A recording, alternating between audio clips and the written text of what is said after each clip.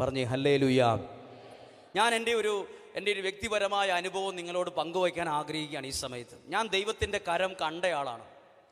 ഒരു പുസ്തകത്തിൽ വായിച്ചപ്പോൾ കണ്ടതല്ല. ഞാൻ 11 വർഷം സെമിനാരി പഠിച്ചപ്പോഴും ദൈവത്തിൻ്റെ കരം കാര്യമായിട്ട് കണ്ടിട്ടില്ല. പഠിച്ചിട്ടുണ്ട്, പഠിച്ച കാര്യങ്ങളിൽ പാസ്സായിട്ടുമുണ്ട്. പക്ഷെ ദൈവത്തിൻ്റെ കരം കണ്ടത് നമ്മുടെ എല്ലെ പിടിക്കുന്ന ഒരു വിഷമം വരുമ്പോഴേ നമ്മൾ കാണുള്ളൂ. എന്ത്? ദൈവത്തിൻ്റെ കരം. ഈ എല്ലിന് പിടിക്കുന്ന ചില പ്രശ്നങ്ങൾ നമുക്ക് വരും. മാംസത്തിൽ പിടിക്കുന്ന എല്ലിന് പിടിക്കുന്ന വിഷമം നമ്മളാകെ ഒരു പിടിയില്ലാണ്ട് ഭയങ്കരമായിട്ട് കുഴങ്ങിപ്പോകുന്ന ചില സമയം വരുമ്പോഴാണ് ദൈവത്തിൻ്റെ കരം നമ്മൾ കാണുന്നത്. പ്രിയപ്പെട്ടവരൊരു കാര്യം പറയട്ടെ, തകർന്ന് തകർന്ന് കുഴി കിടക്കുന്നവനെ പിടിച്ചു കയറ്റുന്ന ദൈവത്തിൻ്റെ കരം ഞാൻ കണ്ടിട്ടുണ്ട്. കുഴി കിടക്കുക, എല്ലാവരും പറഞ്ഞു അവൻ രക്ഷപ്പെടുകയായിരുന്നു. അവനെ ഈ ദൈവം പിടിച്ചിങ്ങനെ കയറ്റുന്നത്, പിടിച്ചു കയറ്റിയിട്ട് ഇന്ന് അഭിമാനത്തോടെ ഇന്ന് നിർത്തുന്നത് ഞാൻ കണ്ടിട്ടുണ്ട്. ആ വ്യക്തി പറയുവാണ്, എന്നെ ഈ കുഴിയിൽ നിന്ന് കയറ്റിയത് എൻ്റെ കൂടപ്പുറപ്പൊന്നുമല്ല, എൻ്റെ എഡ്യൂക്കേഷനും എൻ്റെ സർട്ടിഫിക്കറ്റ് ഒന്നുമല്ല, എൻ്റെ ദൈവമാണെന്ന്. അതുകൊണ്ട് അച്ഛൻ, ആ മനുഷ്യൻ പറയാണ്, അച്ഛൻ ആ ടൗണിൻ്റെ നടുക്കോട്ട് നിർത്തിയിട്ട് ആ ടാറിംഗ് റോഡിൽ നിന്ന് അച്ഛൻ എന്നോട് സ്തുതിക്കാൻ പറഞ്ഞാൽ ഞാൻ ആ ദൈവത്തെ അഭിമാനത്തോടെ സ്തുതിക്കും. ഐ ആം എ ക്രിസ്ത്യൻ, ഞാനൊരു ക്രിസ്ത്യാനിയാണ്, ഞാൻ ദൈവത്തെ സ്തുതിക്കുന്നവനാണ്, എനിക്ക് അഭിമാനമേ ഉള്ളൂ. അച്ഛൻ ആ ടൗണിൻ്റെ നടുക്ക് നിർത്തിയിട്ട് എന്നോട് പറയും, ഇവിടെ ഒത്തിരി പേരുണ്ട്, ചുമ്മാ നടുക്കൊന്നും മൈക്കൊന്നുമില്ല, ചുമ്മാ ഒരു അരമണിക്കൂർ സ്തുതിക്കാൻ പറഞ്ഞാൽ ഞാൻ ചെയ്യുവച്ചോ. കാരണം ഇതിനേക്കാൾ വലിയ കുഴി കിടന്ന് എന്നെ ഇവിടെ ഇതുവരെ എത്തിച്ചതിൻ്റെ ദൈവകരം കണ്ടിട്ടുള്ള ആളുകൾ ദൈവത്തെ സ്തുതിക്കും. ഒരു കരം ഉയർത്തി പറഞ്ഞേ ഹല്ലേലൂയാ, ഹല്ലേലൂയാ. ഞാൻ ദൈവത്തിൻ്റെ കരം, ഏലിയായോടുകൂടെ ദൈവത്തിൻ്റെ കരം ഉണ്ടായിരുന്നു. ഈ ഏലിയായോട് ദൈവത്തിൻ്റെ കരം ഉണ്ടായത് എപ്പോഴാ? ഏലിയായുടെ പ്രാർത്ഥന മുന്നിലുള്ളപ്പം. പ്രാർത്ഥന, ഞാൻ ഇതുപോലെ പ്രാർത്ഥിച്ചത് 7 വർഷങ്ങൾക്ക് മുമ്പ് എൻ്റെ പുത്തൻ കുർബാനയുമായി ബന്ധപ്പെട്ട സമയത്താണ്. ഒന്നാമതേ വലിയ സങ്കടത്തിലൂടെ കടന്നിട്ടാണ് സെമിനാരി ചേർന്നത്. പിന്നീട് സെമിനാരിയിൽ പ്രാർത്ഥിച്ചും പഠിച്ചും ഇങ്ങനെയൊക്കെ മുന്നോട്ട് പോയി 10-11 വർഷക്കാലം പഠിച്ചു. സെമിനാരിയിൽ വൈദികനാകാൻ പോകുന്നതിന് മാസങ്ങൾക്ക് മുമ്പാണ് എൻ്റെ വീട്ടിലെ ഒരു കാര്യം ഞാൻ അറിയുന്നത്.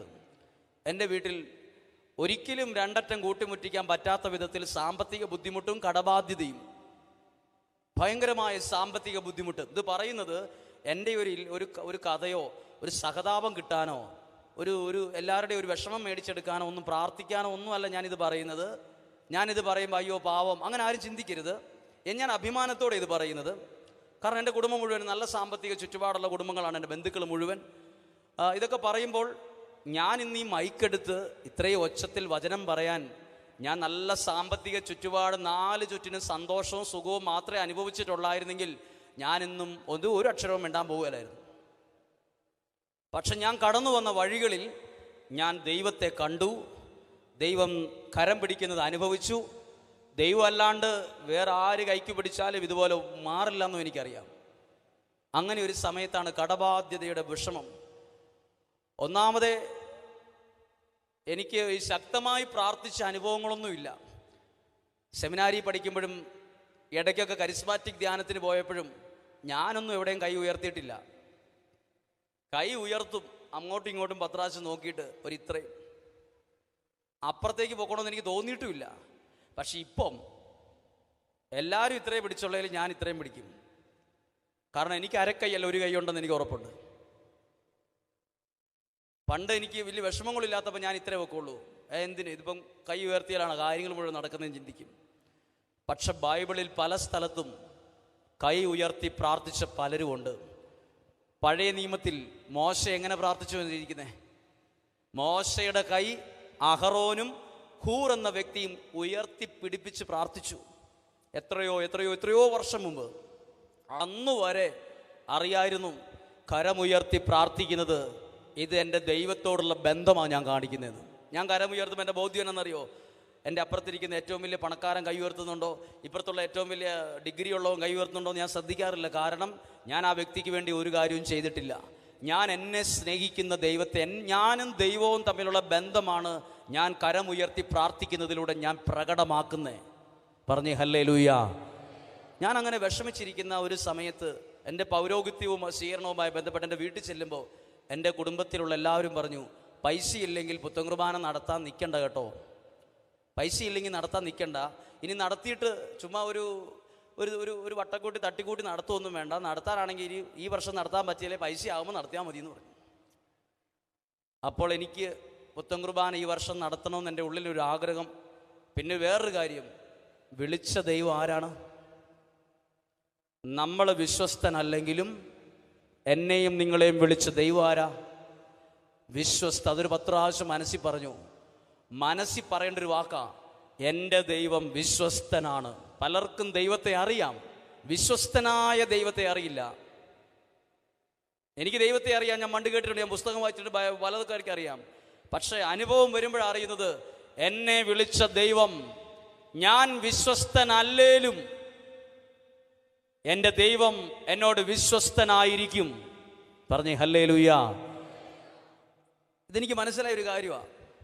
അപ്പോൾ എന്നോട് എൻ്റെ വീട്ടിലുള്ളവർ പറഞ്ഞു, ഒരു ഐഡിയ പറഞ്ഞു, നീ എല്ലാ വീട്ടിലും ചെന്ന് പുത്തൻകുർബാനയ്ക്ക് എല്ലാവരെയും ക്ഷണിക്ക്. അപ്പോൾ എല്ലാ വീട്ടിലെ മുമ്പിൽ നീ പറ, സാമ്പത്തിക ബുദ്ധിമുട്ടൊക്കെ ഉണ്ട്. അപ്പോൾ അവരെന്നോട് പറഞ്ഞത്, മനുഷ്യൻ്റെ മുമ്പിൽ കൈ നീട്ടാൻ പറഞ്ഞു. അങ്ങനെ മനുഷ്യൻ്റെ മുമ്പിൽ കൈ നീട്ടിയ ആളാണ് ഞാൻ. എൻ്റെ ബന്ധുക്കൾ, പരിചയക്കാർ എല്ലാവരുടെ മുമ്പിൽ ഞാൻ പൈസ ചോദിക്കാൻ വേണ്ടി കൈ നീട്ടും. അന്ന് ഞാൻ ബൈബിളിലെ ഒരു പ്രത്യേക രഹസ്യം പഠിച്ചിട്ടില്ലായിരുന്നു, ഇപ്പോൾ പഠിച്ചിട്ടുണ്ടെന്ന് പറയാം. കൈ നീട്ടിയപ്പോൾ പലരും പറഞ്ഞു, പൈസയൊന്നുമില്ല, ഇപ്പം ഞങ്ങൾ പറിച്ച പൈസ മറിഞ്ഞുപോയി, തിരിഞ്ഞുപോയി, ബുദ്ധിമുട്ടാന്നൊക്കെ പറഞ്ഞു. അധികം ആരും സഹായിക്കാൻ മുന്നോട്ട് വന്നില്ല. അന്ന് ഞാൻ തീരുമാനമെടുത്തൊരു കാര്യമാണ്, ഇനി ആരുടെ മുമ്പിൽ സാമ്പത്തികവുമായി ബന്ധപ്പെട്ട് കൈ നീട്ടില്ലെന്ന്. അങ്ങനെ അനുഭവം വന്നപ്പോഴാണ് ദൈവവചനത്തിലേക്ക് വന്നപ്പം ഒരു ആത്മീയ രഹസ്യം കണ്ടുപിടിച്ചത്. എന്ത്? ദൈവസന്നിധിയിൽ കൈ നീട്ടുന്നവന് മനുഷ്യന്റെ മുമ്പിൽ ഒരിക്കലും കൈ നീട്ടേണ്ടി വരില്ല. ഹല്ലേലൂയ. ശക്തിയോടെ ഒന്ന് കരമടിച്ച് നന്ദി പറയാം. ഇത് നിങ്ങൾ ജീവിതത്തിൽ പ്രാക്ടിക്കലാക്കേണ്ടതാണ് കേട്ടോ. ഇത് കേട്ടു ഒരു സംഭവം കേട്ടു, കുഴപ്പമില്ലായിരുന്നു, ശരിയായില്ല, അഭിപ്രായം പറഞ്ഞു പോകേണ്ടതല്ല. നിങ്ങളുടെ വീട്ടിൽ പ്രാർത്ഥിക്കുമ്പോൾ വചനം എഴുതിയിട്ടുണ്ട്, കർത്താവാണ് എൻ്റെ ഇടയൻ, എനിക്ക് അവിടെ ഒരു കുഞ്ഞു മലയാള വാക്ക് എഴുതി ചേർത്തിട്ടുണ്ട് അതിനകത്ത്, ഒന്നിനൊന്ന്. അത് ചുമ്മാ എഴുതിയല്ല. ഒന്നിനെന്ന് പറഞ്ഞാൽ ഒരു കാര്യത്തിനും കുറവില്ലെന്ന് ആ വാക്ക്. ആ ഒന്നിനെന്നുള്ള വാക്കിനുണ്ടല്ലോ ഒരു കടലോളം ആഴം കിടപ്പുണ്ട്. ഒന്നിനും ഒരു കുറവുണ്ടാവില്ല. നിനക്ക് സമ്പത്തിനോ ആരോഗ്യത്തിനോ നാളെ എന്ത് ചെയ്യും, ഒരു കാര്യത്തിനും കുറവുണ്ടാവില്ല. ദൈവസന്നിധിയിൽ കൈനീട്ടിയ ഒരാളെ ഞാൻ പരിചയപ്പെട്ടു ബൈബിളിൽ, അത് ദാനിയേലാണ്. ദൈവസന്നിധിയിൽ കൈനീട്ടി പ്രാർത്ഥിച്ച ദാനിയേലിന് ആരുടെ മുമ്പിലും കൈനീട്ടേണ്ടി വന്നില്ല. പഴയ നിയമത്തിൽ മോശ ചെങ്കടലിന്റെ സമീപത്ത് നിൽക്കുമ്പോഴും മരുഭൂമി നിൽക്കുമ്പോഴും ഫുഡ് കൊടുക്കാനില്ല. ഇസ്രായേൽക്കാർ ലക്ഷക്കണക്കിന് ആളുകൾ നിൽക്കുവാണ്, ഫുഡ് കൊടുക്കാനില്ല. ഒരു ഹോട്ടലിൽ ചെന്നും കൈ നീട്ടിയതായിട്ട് എഴുതിയിട്ടില്ല. ഒരു റെസ്റ്റോറൻറ്റിൽ ചെന്ന് ഫുഡ് കൊടുക്കണമെന്ന് അറേഞ്ച്മെന്റിന് വേണ്ടി കൈ നീട്ടിയില്ല. അവിടെ നിന്ന് ദൈവസന്നിധിയിൽ കൈ നീട്ടി എന്ന് എഴുതിയിട്ടുണ്ട്. മോശയ്ക്ക് ഇസ്രായേൽ ജനത്തിന് ഭക്ഷണം കൊടുക്കാൻ മനുഷ്യന്റെ മുമ്പിൽ കൈ നീട്ടിയിട്ടില്ല. കൈ നീട്ടേണ്ട അവസ്ഥ ദൈവം കൊടുത്തിട്ടില്ല. എന്താ ഇതിനകത്ത് രഹസ്യം?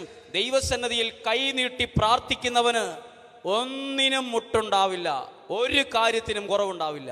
പറഞ്ഞേ ഹല്ലേലൂയ. 2, നിങ്ങൾക്ക് നിങ്ങളുടെ വീട്ടിലെ പ്രാർത്ഥനയിൽ മുഴുവൻ സമയവും മുട്ടേ നിൽക്കാൻ പറ്റിയില്ലേലും ഒരു 5 മിനിറ്റ് എങ്കിലും നിങ്ങളുടെ പ്രാർത്ഥനാ മുറിയിൽ ദൈവത്തോടുള്ള ബന്ധത്തിൽ മുട്ടേ നിൽക്കണം. എന്താ പ്രത്യേകത എന്നറിയാമോ? ദൈവസന്നിധിയിൽ മുട്ടുകുത്തുന്നവനെ ആർക്കും മുട്ടുകുത്തിക്കാൻ പറ്റില്ല. പ്രത്യേകതയാണ്. ഇതെല്ലാം തിയറിയല്ല, പ്രാക്ടിക്കലാണ്. ദൈവസന്നിധിയിൽ മുട്ടുകുത്തുന്നവനെ മുട്ടുകുത്തിക്കാൻ പലരും നോക്കും നടക്കത്തില്ല. ദാനിയേൽ ജീവിച്ചിരുന്ന സമയത്ത് ദൈവസന്നിധിയിൽ മുട്ടുകുത്തിയ ദാനിയേലിനെ മുട്ടുകുത്തിക്കാൻ ആ രാജ്യത്തിലെ രാജാവും ഭരണാധികാരി എല്ലാവരും കിണഞ്ഞു പരിശ്രമിച്ചിട്ടും ഈവൻ സിംഹത്തിന്റെ കൂട്ടിപ്പോലും ദാനിയേൽ മുട്ടുകുത്തിയിട്ടില്ല. ദൈവസന്നിധിയിൽ മുട്ടുകുത്തുന്നവൻ എവിടെയും മുട്ടുകുത്തേണ്ടി വരില്ല. ഒന്നോർക്കെ പറഞ്ഞേ ഹല്ലേലൂയ. ഒരു കരം ഉയർത്തി ഉറക്കെന്ന് പറഞ്ഞേ ഹല്ലേലൂയ, ഹല്ലേലൂയ. ഇത് യാഥാർത്ഥ്യമാണ്. ഒരുപക്ഷെ എന്നേക്കാൾ കൂടുതൽ അനുഭവമുള്ള ഒത്തിരി പേര് ഇതിനകത്തിരിപ്പുണ്ടാവും. ദൈവസന്നിധിയിൽ മുട്ടുകുത്തുന്നവൻ പിന്നെ ആരുടെയും മുമ്പിൽ മുട്ടുകുത്തേണ്ടി വരാൻ ദൈവം സമ്മതിക്കില്ല. കൈ നീട്ടുന്നവൻ വേറൊരാളുടെ മുമ്പിൽ പോയി ഒന്നിനും കൈ നീട്ടേണ്ടി വരില്ല. ദൈവം കൈ നീട്ടാൻ സമ്മതിക്കില്ല. ദൈവം അനുഗ്രഹിച്ചുകൊണ്ടിരിക്കും. ഞാനത് പഠിച്ചത് പിന്നീട് പഠിച്ച പിന്നെ ഇന്ന് വരെ അങ്ങനത്തെ ഒരു അവസ്ഥ ഉണ്ടായിട്ടില്ല എൻ്റെ വീട്ടിലും എന്നിലും. എൻ്റെ വീട്ടിൽ പോലും ഞാൻ പറഞ്ഞു, പ്രാർത്ഥിക്കുമ്പോൾ കുറച്ചു നേരമെങ്കിലും ദൈവത്തിൻ്റെ മുമ്പിൽ കൈ ഉയർത്തിപ്പിടിക്കാൻ. അതെനിക്ക് ഭയങ്കര അനുഭവം ഉണ്ടായി. ഞാൻ ഈ വീട്ടിലായിരിക്കുമ്പോൾ എൻ്റെ കുടുംബത്തിൽ, പിന്നെ നിങ്ങളോടൊരു കാര്യം പറയാം, എൻ്റെ പ്രാർത്ഥന എൻ്റെ കുടുംബത്തിൻ്റെ പ്രാർത്ഥന ഒരിക്കലും കേൾക്കാൻ പാടില്ലാത്തതാണെന്ന് എനിക്ക് തോന്നുന്നു. എൻ്റെ പ്രാർത്ഥന കേട്ടെങ്കിൽ 100% ഉറപ്പാണ് നിങ്ങളുടെ പ്രാർത്ഥന ദൈവം അതിനേക്കാൾ വേഗത്തിൽ കേൾക്കും. കാരണം എൻ്റെ വീടിരിക്കുന്ന സ്ഥലം ഒരു പൊട്ടസ്ഥലത്താണ്. നിങ്ങളായിട്ട് ആരോടും പറയാതിരുന്നാൽ മതി. ക്യാമറയൊക്കെ വെച്ചിട്ടുണ്ട്, അതാ പ്രശ്നം. എൻ്റെ വീടിരിക്കുന്ന സ്ഥലത്തിൻ്റെ പേര് നിങ്ങൾ ആരോടും പറയരുത്, പ്രത്യേകിച്ച് രഹസ്യമാണ്. ചെകുത്താങ്കുഴി എന്നാണ്, പറയരുത് ആരോടും. ഞാൻ സെമിനാരിൽ ചേരാൻ നേരത്ത് എൻ്റെ ഒരു കൂട്ടുകാരൻ ചോദിക്കുകയാണ്, ഈ കെട്ട സ്ഥലത്തുനിന്ന് സെമിനാരിലൊക്കെ എടുക്കുവാടാവുന്നു. അപ്പോൾ അവനിട്ട് പേരെന്താ? കെട്ട സ്ഥലം. ഈ സ്ഥലത്തിൻ്റെ പ്രത്യേകത പറയാം, ഒരു ബൈക്ക് പോലും ഇറങ്ങി പോകാത്തൊരു വഴിയാണ്. അത്ര കുത്തനെ ഒരു ഇറക്കമായിരുന്നു. ആകെ 4 വീട്ടുകാരെ അവിടെ ഉള്ളൂ. അതിലൊരു വീട്ടിൽ താമസമില്ല, അന്നും ഇന്നും 3 വീട്ടിലെ താമസമുള്ളൂ. 3 വീട്ടിലെ താമസമുള്ളൂ. 3 കുടുംബം, 4 വീടും ക്രിസ്ത്യൻസ് കുടുംബമാണ്, നമ്മുടെ കൂട്ടത്തിൽപ്പെട്ട ഒരു കുടുംബമാണ്. ഇത് ചെകുത്താങ്കുഴി എന്ന് വിളിക്കാനുള്ള കാരണം ഇവിടെ കരണ്ടുമില്ല, കരണ്ടും എത്തിയിട്ടുമില്ലായിരുന്നു, വഴിയില്ല.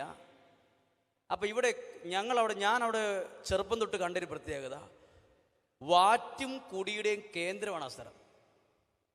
കള്ളവാറ്റ്, ചാരായം ഉണ്ടാക്കുന്ന ഒരു കുഴി. അതുകൊണ്ട് ഇതിനെ ആൾക്കാർ വിളിച്ച പേരാണ് ചെകുത്താങ്കുഴി. ചെകുത്താങ്കുഴി എന്ന് പ്രാർത്ഥിച്ച ദൈവം കേൾക്കൂല്ലയോ? കേൾക്കില്ല, നോർമലായിട്ട് കേൾക്കില്ല. സ്റ്റാൻഡേർഡായിട്ടൊക്കെ ഇരുന്ന് പ്രാർത്ഥിച്ചാൽ ദൈവം കേൾക്കുള്ളൂ. വേറൊരു കാര്യം കേട്ടോ, ദൈവത്തിന് മാത്രം എന്തില്ല? ഇത് നോക്കിയല്ല, മുഖം നോക്കിയല്ല. ബൈബിളിലെ ദൈവം എവിടെയും മുഖം നോക്കിയിട്ടില്ല.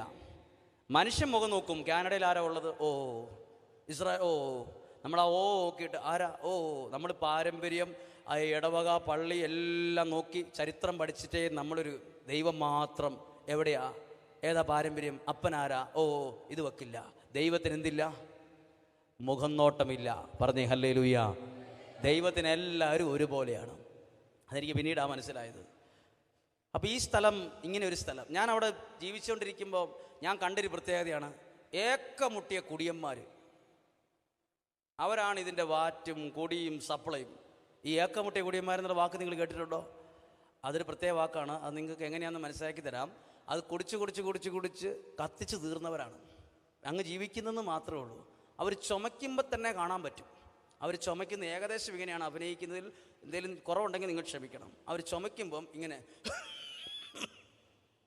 ചുമയ്ക്കുമ്പോൾ തന്നെ അങ്ങ് റൗണ്ടായി പോകും. ആണ് ഏക്കമുട്ടിയ കുടിയന്മാർ. ഇങ്ങനെയുള്ള സ്ഥലത്താണ്. പിന്നെ ഒരു പ്രത്യേകതയുണ്ട്, ക്രിസ്മസിന് കരോള് വരുമ്പം ആദ്യം നമ്മുടെ അടുത്ത് വരും. കാരണം ഇത് വലിയ കുഴിയാണ്, അതുകൊണ്ട് ആദ്യം ഇറങ്ങി ഇവർ പോകും. രാത്രിയായി വരാൻ പാടാണ്. ഈ കുഴിയിൽ നിന്നാണ് ഞാൻ പോകുന്നത്, സെമിനാരിൽ പോകുന്നു. എൻ്റെ കൂട്ടുകാരൻ പറഞ്ഞു, എടാ ഈ കെട്ട സ്ഥലത്ത് നോക്കി എടുക്കുമല്ലേ? ഓ എടുക്കും. അങ്ങനെ സെമിനാരിൽ ചേർന്ന് ഞാൻ വൈദികനാകുന്ന സമയം വരെ വീട്ടിലേക്കൊരു ബൈക്ക് പോലും ഇറങ്ങി പോകത്തില്ല. അങ്ങനത്തെ ഒരു സാഹചര്യം, അങ്ങനത്തെ ഒരു വഴിയാണ്. അപ്പം ഞങ്ങൾ വെറുതെ ആണെങ്കിലും പ്രാർത്ഥിക്കുമായിരുന്നു, ദൈവമേ വഴി കിട്ടുന്നത് വരെ ആരും മരിക്കല്ലേ. ഇത് എങ്ങനെ മരിച്ചത് കൊണ്ടുപോകണ്ടേ? ഇത് തമാശയ്ക്കാണെങ്കിലും എൻ്റെ അയൽവാസികൾ ഒരാൾ പറഞ്ഞു, നമ്മൾ ആരെങ്കിലും മരിക്കുവാണെങ്കിൽ 2 പീസായിട്ട് കൊണ്ട് റോട്ടിൽ തൊട്ടിച്ചാൽ മതി. ഒറ്റയടിക്ക് ഒരു പെട്ടി കയറിയല്ല, അതുകൊണ്ട് 2 പീസാക്കുക. അതിന് 2 പീസാക്കി അവർ റോട്ടിലെത്തി കഴിയുമ്പോൾ ഒറ്റ പീസാക്കി ഒരു പെട്ടി കൊണ്ടുപോവുക. തമാശയ്ക്കാണെങ്കിലും അങ്ങനെ പറയും. ഈ സ്ഥലത്തു നിന്നാണ് ഞാൻ പോകുന്നത്. ഇനി എൻ്റെ ഒരു ആവശ്യം വന്ന് സാമ്പത്തികമായി ഒരു വഴി ഇല്ലാതിരിക്കുമ്പോഴാണ് എൻ്റെ വീട്ടിൽ ഹൃദയത്തിൽ നിന്നൊരു പ്രാർത്ഥന ഉയരുവാണ്. ആ പ്രാർത്ഥന ചടങ്ങ് പ്രാർത്ഥനയല്ല. പ്രാർത്ഥനയുടെ സമയത്ത് ശരിക്കും നമ്മൾ ഒരു കൂട്ടുകാരനോട് പറയുന്ന പോലെ അങ്ങ് പറഞ്ഞ് എന്തു ചെയ്യും, എങ്ങനെ മുന്നോട്ട് നീങ്ങും, എന്തു ചെയ്യും. ഇത് ഞാൻ കണ്ടു. ഇങ്ങനെ കണ്ടിരിക്കുന്ന സമയത്ത് എനിക്ക് തോന്നുവാണ്, നമ്മൾ ഈ കുഴിയിൽ കിടന്ന്, ഈ കുഴിയിലെ പേട്ട് ഇവിടെ കിടന്ന് നമ്മൾ എത്ര പ്രാർത്ഥിച്ചാലും ദൈവം കേൾക്കില്ല.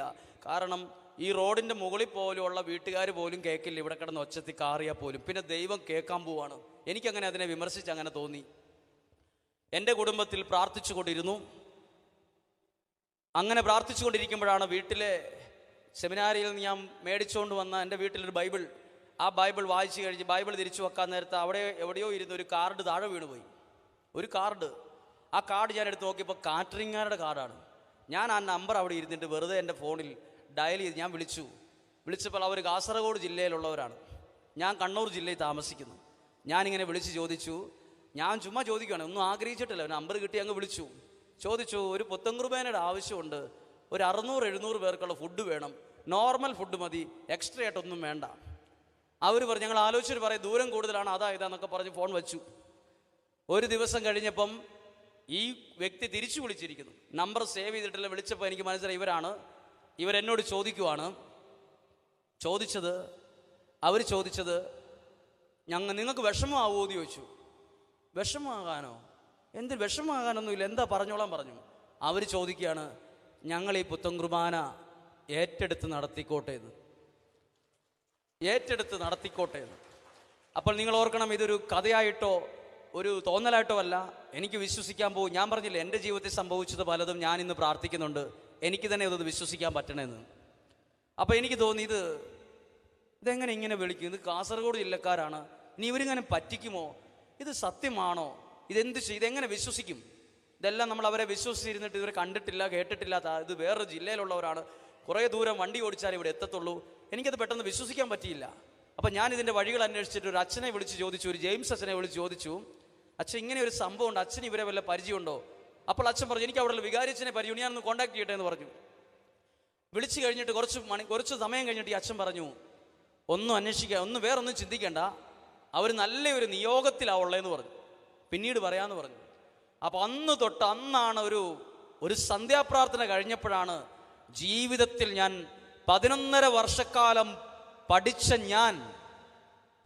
വർഷക്കാലം പഠിച്ചിട്ട് കണ്ടെത്താത്ത ഒരു കാര്യത്തെ, അതായത് നമ്മുടെ സാധാരണ കുഴിയിൽ നിന്നാണേലും വഴിയില്ലാത്ത സ്ഥലമാണേലും കാഴ്ചയ്ക്ക് ഭംഗിയില്ലാത്തൊരു പെര എവിടെ ഉണ്ടെങ്കിലും നമ്മൾ അവിടെ ഇരുന്ന് ഹൃദയത്തിൽ നിന്ന് ദൈവത്തെ വിളിച്ചാൽ ദൈവം ആ വിളിക്ക് ഉത്തരം നൽകി ദൈവം അതെ തെളിയിക്കുമെന്ന് എനിക്ക് മനസ്സിലായി. പറഞ്ഞേ ഹല്ലേലൂയ. നമ്മൾ പ്രാർത്ഥിക്കുന്ന ദൈവം ആരാന്നറിയോ? നമ്മുടെ പ്രാർത്ഥന കേട്ട് അനുഗ്രഹിക്കാൻ കഴിവുള്ളവനാ ഞാനെന്ന് പ്രാർത്ഥനയ്ക്ക് ഉത്തരം നൽകി ദൈവം തെളിയിക്കും. എത്രയോ സംഭവങ്ങൾ സമയമില്ലാത്തതുകൊണ്ട് പറയുന്നില്ല. പ്രാർത്ഥനയ്ക്ക് ഉത്തരത്തെ തെളിയിക്കുന്ന ദൈവമാണ്. നമ്മളും ഞാനും നിങ്ങളും പ്രാർത്ഥിക്കുന്നത് കല്ലിനോടോ മണ്ണിനോടോ തടിക്കഷത്തോടോ ഒന്നുമല്ല, ഇന്നും ജീവിക്കുന്ന ദൈവത്തോട്. മാത്രമല്ല ആ ദൈവം വിശ്വസ്തനാണ്. പറഞ്ഞേ ഹല്ലേലൂയ. അവർക്ക് പറഞ്ഞേ ഹല്ലേലൂയ. ഇനി ശ്രദ്ധിച്ചേ, ഇങ്ങനെ കേട്ടിട്ട് ഭയങ്കര സന്തോഷത്തിലിരിക്കുമ്പം ഞാൻ ആദ്യം ദൈവത്തിൻ്റെ കരം കണ്ടത് ഈ വിധത്തിലാണ്. ഞാൻ നിങ്ങളോടൊരു കാര്യം പറയാം. ഇത് പറയുമ്പോൾ ചിലപ്പോൾ എന്നോട് വിഷമം തോന്നരുത്, എന്നോട് അയ്യോഭാവം തോന്നരുത്. ഞാനിങ്ങനെ ചിന്തിച്ചു, ദൈവമേ, എൻ്റെ ഒരു പുത്തൻകുർബാനയുടെ സമയം വന്നപ്പം എൻ്റെ കുടുംബക്കാരെല്ലാം വട്ടം നിന്നിട്ട് ഞങ്ങൾ സഹായിക്കാമെന്ന് പറഞ്ഞായിരുന്നെങ്കിൽ ഞാൻ ദൈവത്തിൻ്റെ കരം കാണില്ലായിരുന്നു എന്ന് എനിക്കറിയാം. എന്നെ ഇങ്ങനെയൊക്കെ എത്തിക്കാൻ വേണ്ടിയായിരിക്കും ദൈവം ഇങ്ങനെ ഒരുക്കി. ഞാൻ വിശ്വസിക്കുന്നത് ഇങ്ങനെ കടന്നു വന്ന വഴികളെ ഓർത്ത് സന്തോഷിക്കുന്ന അഭിമാനിക്കുന്ന ആളാണ്. ദൈവത്തിന് നന്ദി പറയും 100 പ്രാവശ്യം. ഇനി കേട്ട് ഞാൻ പറയട്ടെ, നമ്മളെപ്പോഴാണ് ദൈവത്തിൻ്റെ കരം കാണുന്നതെന്നറിയോ? ചുറ്റും കുറേ പേരുള്ളപ്പം നമ്മൾ ദൈവത്തെ കാണില്ലെന്നേ. നമ്മൾ അവരുടെ മുഖം കാണും, അവരുടെ അപ്രിസിയേഷൻ സന്തോഷമൊക്കെ ആയിട്ട് നമ്മൾ അടിപൊളിയായിട്ട് പോകും. നമ്മൾ ഒറ്റയ്ക്കിരിക്കട്ടെ, ഒരു ഫോൺ പോലും വിളിക്കുന്നില്ലല്ലോ, ആരും ഒന്നും ചിന്തിക്കാത്തൊരു സമയം വരും നമുക്ക്. നമ്മുടെ ഈ ഫോൺ ഇരിപ്പുണ്ട്, വെറുതെ പോലും ഒരു മിസ് കോൾ പോലും ഇതിനകത്ത് വരുന്നില്ലല്ലോ. ഒരാൾ വെറുതെ ഒന്ന് വിളിച്ചായിരുന്നെങ്കിൽ നമുക്ക് അങ്ങോട്ട് തോന്നും ചിലരെ വിളിക്കണമെന്ന്. അങ്ങനെ നമുക്കൊരു ഫോൺ പോലും മിസ് കോൾ പോലും ആരും വിടാത്ത ചില സമയങ്ങൾ നമ്മുടെ ജീവിതത്തിൽ വരും.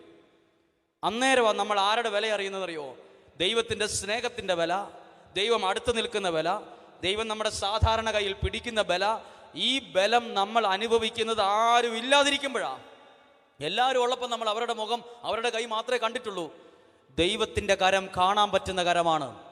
ഏലിയായോടുകൂടെ ഈ ദൈവത്തിൻ്റെ കരം ഉണ്ടായിരുന്നു. ഈ കൺവെൻഷനിൽ പങ്കെടുക്കുന്ന ഓരോരുത്തരുടെ കൂടെ ഈ ദൈവകരം പ്രവർത്തിക്കും. പറഞ്ഞേ ഹല്ലേലൂയ. അവർക്ക് പറഞ്ഞേ ഹല്ലേലൂയ. അങ്ങനെ അന്ന് ഞാൻ മനസ്സിലൊരു കാര്യം തീരുമാനിച്ചു. ഈ മനുഷ്യനോട് ചോദിക്കണം, എന്തിനാ ഈ വെറുതെക്കാരനായി എന്നെ സഹായിച്ചെന്ന്. നിങ്ങളോട് ആരെങ്കിലും എൻ്റെ കുടുംബത്തിൻ്റെ വിഷമം പറഞ്ഞായിരുന്നോ? ഇത് അറിയണമല്ലോ.